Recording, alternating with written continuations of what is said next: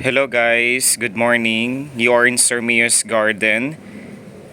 And for today's video is gusto kong ibahagi yung naging matagumpay na pagpaparami ko ng isa sa mga ever favorite ko na halaman dahil easy to propagate siya, easy to grow, drought tolerant at minimal caring and requirement lamang po ang kailangan para sa halaman na ito. Ito po yung tinatawag na Calicia fragrans, yun po yung kanyang botanical name. At mas kilala po ito sa pangalan na, sa English name na basket plant. I-focus po natin ang kanyang tuktok na ibabaw. Napakaganda po ng kanyang mga dahon or foliage. May spiral po na hugis ang pinakatuktok kung inyong pagmamasdan.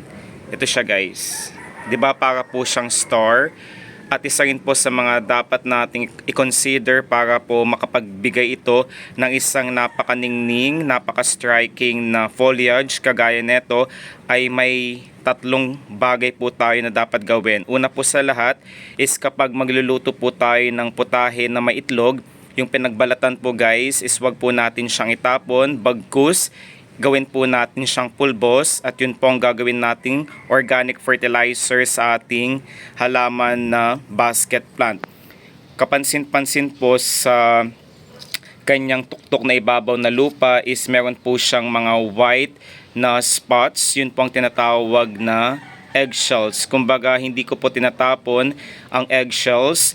Yun po kasi is napakayaman sa vitamins, minerals, particularly ng calcium na siyang nakakatulong para sa ating halaman na basket plant para mas lalong makapagbigay ng maraming supling, anak at suloy. Also, ang calcium content ng eggshells, powderized or pinulbos na eggshells ay nakakatulong din po para makapagbigay siya ng maraming anak kagaya po neto. Kapansin-pansin po na ang basket plant po is dumadami po ito sa pamamagitan po para siyang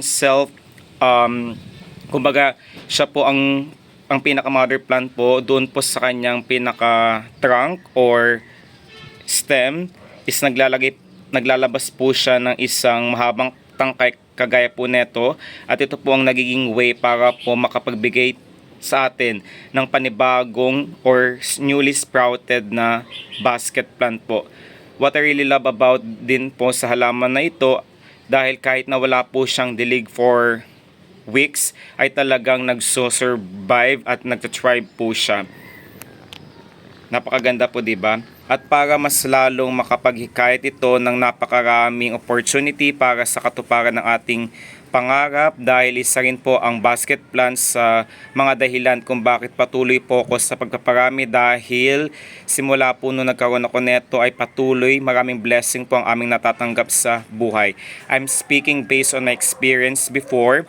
At nung time din po na napagdesisyonan ko na magbigay ng halaman sa aking mga kaibigan, co-teachers, co-workers, at kahit na yung mga taong malapit sa aking puso ay hindi po talaga napuputol ang blessing na dumarating, siksik-liglig na gumapaw po ng mga biyaya o kasaganahan, kaswertihan, lalo na sa kaperahan ang aming natatanggap.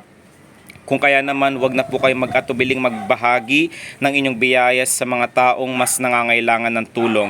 Then pangalawang dapat gawin po para sa halaman na ito para maging lucky charms ay ilalagay po natin siya sa harapan na pintuan para doon pa lamang po makapagdulot na ito ng kasiyahan, kagalakan, inspiration at motivation lalo pa kapag nakita ng ating mga kapitbahay, panauhin ang kanyang napakagandang spiral shape na or hugis na postura or kaanyuan.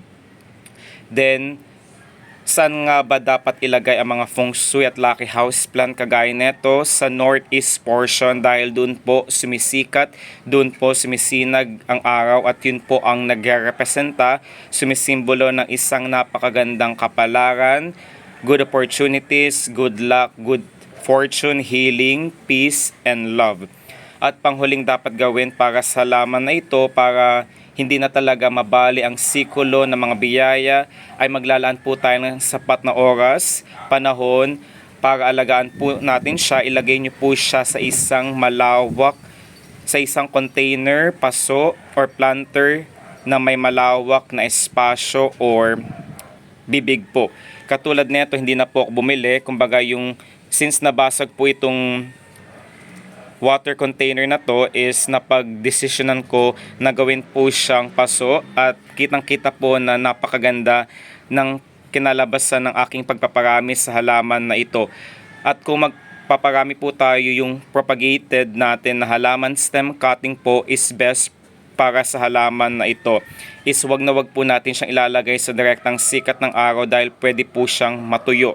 Ang pagdidilig po sa ating propagation ng basket plant is done every 7 days. Maraming salamat guys sa walang sawang pagmamahal at suporta.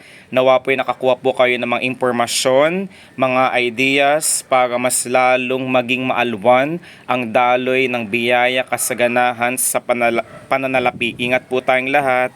Hanggang sa muli po guys.